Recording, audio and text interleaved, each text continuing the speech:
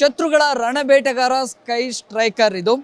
ಈಗಾಗಲೇ ಈ ಒಂದು ಸ್ಕೈ ಸ್ಟ್ರೈಕರ್ ಅನ್ನು ಕೂಡ ಕರ್ನಾಟಕದ ಅದರಲ್ಲೂ ಕೂಡ ಬೆಂಗಳೂರು ಮೂಲದ ಆಲ್ಫಾ ಡಿಸೈನ್ ಟೆಕ್ನಾಲಜೀಸ್ ಕಂಪನಿ ಇದನ್ನು ಅಭಿವೃದ್ಧಿಪಡಿಸಿದೆ. ಶತ್ರು ವಿಮಾನಗಳನ್ನು ಸದೆ ಬಡಿಯುವಂಥದ್ದು, ಅದನ್ನು ಪತ್ತೆ ಹಚ್ಚುವಂತಹ ಕೆಲಸವನ್ನು ಕೂಡ ಈ ಒಂದು ಸ್ಕೈ ಸ್ಟ್ರೈಕರನ್ನು ಕೂಡ ಮಾಡುತ್ತೆ. ಸಹಜವಾಗಿ ಒಂದಿಷ್ಟು ಯುದ್ಧದ ಸಂದರ್ಭಗಳಲ್ಲಿ ಏರ್ ಸ್ಟ್ರೈಕ್ ಏನಾಗುತ್ತಲ್ಲ ಅಂಥ ಸಂದರ್ಭಗಳಲ್ಲಿ ಇದನ್ನು ಹೆಚ್ಚಾಗಿ ಬಳಕೆ ಮಾಡಲಾಗುತ್ತೆ. 5 kg ಒಂದಿಷ್ಟು ಯುದ್ಧದ ಉಪಕರಣಗಳನ್ನು ಕೂಡ ಇದು ಹೊತ್ತೊಯ್ಯಬಲ್ಲಂತಹ ಸಾಮರ್ಥ್ಯವನ್ನು ಕೂಡ ಹೊಂದಿದೆ. ಹಾಗಿದ್ರೆ ಇದರ ವಿಶೇಷತೆಗಳು ಏನು, ಹೇಗೆ ವರ್ಕ್ ಆಗುತ್ತೆ, ಜೊತೆಗೆ ಇದನ್ನು ಭಾರತೀಯ ಸೇನೆಗೆ ಏನಾದರೂ ಪರಿಚಯ ಮಾಡಲಾಗಿದೆಯಾ, ಎಲ್ಲ ವಿಚಾರಗಳ ಬಗ್ಗೆ ಮಾತನಾಡಿಸ್ತಾ ಹೋಗೋಣ. ಈ ಒಂದು ಕಂಪನಿಯ ಸಿಬ್ಬಂದಿ ಇದ್ದಾರೆ. ಸರ್, ಇದು ಹೇಗೆ ಉಪಯುಕ್ತ ಆಗುತ್ತೆ ನಮ್ಮ ಭಾರತೀಯ ಸೇನೆಗೆ, ಹೇಗೆ ವರ್ಕ್ ಆಗುತ್ತೆ? ಸರ್, ಇದನ್ನು ಸ್ಕೈ ಸ್ಟ್ರೈಕರ್ ಅಂತ ಕರೀತಾರೆ. ಏರ್ ಸ್ಟ್ರೈಕ್ ಸಂದರ್ಭದಲ್ಲಿ ಇದನ್ನು ಬಳಸಲಾಗತ್ತೆ. ಇದರಲ್ಲಿ 5 ರಿಂದ 10 kg ವಾರ್ ಹೆಡ್ಡನ್ನು ನಾವು ತೆಗೆದುಕೊಂಡು ಹೋಗ್ಬೋದು. ಮತ್ತು ಇಲ್ಲಿ ನೀವು ನೋಡ್ಬೋದು ಕ್ಯಾಮ್ರಾ ಇದೆ. ಸರ್ವೆಲೆನ್ಸ್ ಪರ್ಪಸ್ಗೋಸ್ಕರ ಈ ಕ್ಯಾಮ್ರಾವನ್ನು ಬಳಕೆ ಮಾಡಲಾಗತ್ತೆ. ಸುಮಾರು ಒಂದು 100 ಕಿಲೋಮೀಟ್ರ್ ಇದರ ರೇಂಜ್ ಇರುತ್ತೆ. 100 ಕಿಲೋಮೀಟ್ರ್ ಹಿಂದೆಗಡೆ ನಮ್ಮ ಇವರು ಸೈನಿಕರು ಯಾರಿರ್ತಾರೆ, ಗಡಿ ಕಾಯೋಂಥವ್ರು, ಅವರು ಕೂತ್ಕೊಂಡು ರಿಮೋಟ್ಲಿ ಇದನ್ನು ಆಪ್ರೇಟ್ ಮಾಡ್ತಾ ಇರ್ತಾರೆ.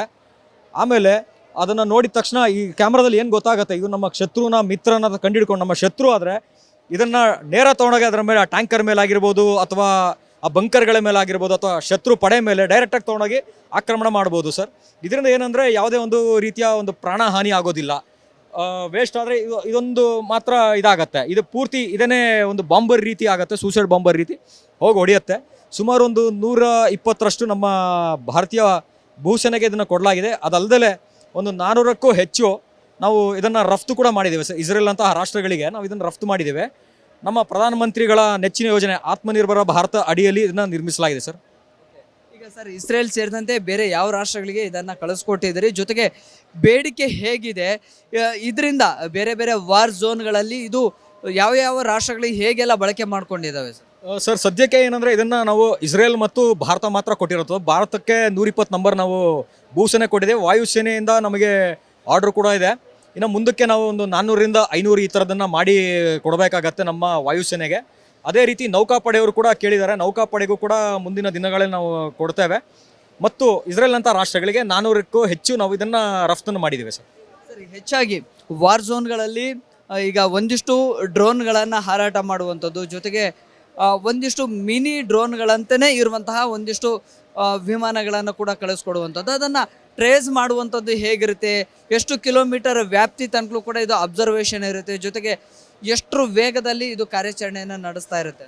ಸರ್, ಇದೇನಂದರೆ ಇದು ರಡಾರ್ ನಕ್ಷೆಗೆ ಅಷ್ಟು ಬೇಗ ಸಿಗೋದಿಲ್ಲ, ಭಾಳ ಹಗುರವಾಗಿರುತ್ತೆ. ಮತ್ತು ಈ ತುರ್ತು ನಿರ್ಗಮನ ಸಂದರ್ಭದಲ್ಲಿ ಇದರಲ್ಲಿ ಪ್ಯಾರಾಚೂಟ್ ಕೂಡ ಅಳವಡಿಸಲಾಗಿರುತ್ತೆ. ಮತ್ತು ಇದರ ಕಾರ್ಯಕ್ಷಮತೆ ಬಂದ್ಬಿಟ್ಟು 3.5 ರಿಂದ 4 ಗಂಟೆ ತನಕ ಇದರ ಕಾರ್ಯಕ್ಷಮತೆ ಇರುತ್ತೆ. ನಮಗೆ ಯಾರು ಶತ್ರು ಅನ್ಸ್ತಾರೆ ಆಗ ಇಮಿಡಿಯೇಟ್ ಇದನ್ನು ಅಟ್ಯಾಕ್ ಮಾಡ್ಬೋದು. ಇಲ್ಲ ಶತ್ರು ಅಲ್ಲ ಅಂತ ಅನ್ಸಿದ್ರೆ ಇದನ್ನು ಆಗಲೇ ಹೇಳಿದ ಪ್ಯಾರಾಚೂಟ್ ಇರೋದ್ರಿಂದ ತುರ್ತು ನಿರ್ಗಮನ ಕೂಡ ನಾವು ಮಾಡ್ಬೋದು ಸರ್. ಈಗ ಗ್ರೌಂಡ್ ಲೆವೆಲಿಂದ ಓರ್ವ ವ್ಯಕ್ತಿ ಇದನ್ನು ಆಪರೇಟ್ ಮಾಡ್ತಾ ಇರ್ತಾನೆ. ಸುಮಾರು 3 ರಿಂದ 4 ಗಂಟೆಗಳ ಕಾಲ ಇದು ಕಾರ್ಯಾಚರಣೆ ಆಗುತ್ತೆ. ಆಕಾಶ ಹೌದು, ಸುಮಾರು 3 ರಿಂದ 4 ಗಂಟೆಗಳ ಕಾಲ ಇದು ಕಾರ್ಯಾಚರಣೆ ಮಾಡುತ್ತೆ. ಡಿಪೆಂಡ್ಸ್ ಆನ್ ಅದೇ war head. 8 kg war head ಇದ್ರೆ ಒಂದು 4 ಗಂಟೆ ಬರುತ್ತೆ.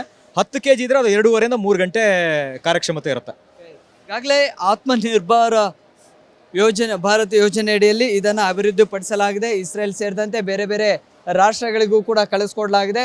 ವಾರ್ ಝೋನ್ಗಳಲ್ಲಿ ಈಗಾಗಲೇ ಇದು ಬಳಕೆ ಕೂಡ ಆಗ್ತಾ ಇದೆ.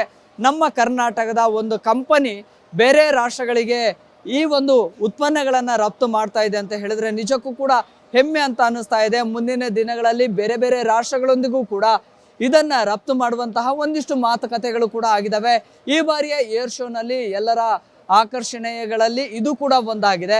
ಮುಂದಿನ ದಿನಗಳಲ್ಲಿ ಈ ಕಂಪನಿ ಮತ್ತಷ್ಟು ಅತ್ಯಾಧುನಿಕ ತಂತ್ರಜ್ಞಾನವುಳ್ಳ ಇಂತಹ ಉತ್ಪನ್ನಗಳನ್ನು ರೆಡಿ ಮಾಡೋದಕ್ಕೆ ನಾವು ಸಿದ್ಧ ಇದ್ದೀವಿ ಅನ್ನುವಂಥದ್ದನ್ನು ಈ ಒಂದು ಕಂಪನಿ ಕೂಡ ಹೇಳ್ತಾ ಇದೆ.